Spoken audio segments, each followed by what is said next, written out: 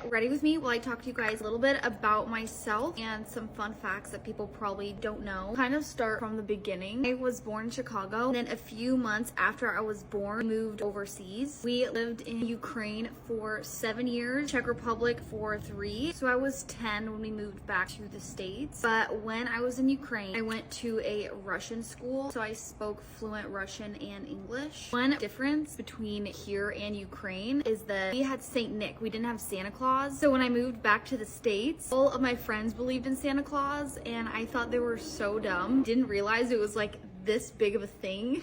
So I would tell my friends, like, obviously he's not. I was like, don't actually think that, right? So my mom definitely got at least a couple calls from all of my friends' moms. After Ukraine, we moved to Czech, and I went to an English school there. Another thing that I was literally shocked about when I came back to the States, field trips compared to what they were in Ukraine are like nothing. In Ukraine and Czech, we had field trips to a ton of different castles with a ton of history. There's so many more cool things that you can go to. I have also been to 14 countries. Granted, I can't really remember a lot of them because I was so young, but definitely one of my favorite places was Venice, Italy. I would collect things from each of the countries that I went to. More just basic things are I have 3 siblings. I have an older brother who is 22. He's in the Air Force right now. A younger sister who is 16, and then a younger brother who y'all have probably seen in my videos, and he is 14. Other funny thing is my husband's name is obviously Luke, and so is my younger brother. Not only do they share the same name, but they also have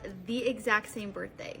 So other thing I forgot to mention about living in Ukraine, my name is spelled Anna. It's actually pronounced Anna. Do I know why they still decided to spell it with 2 N's?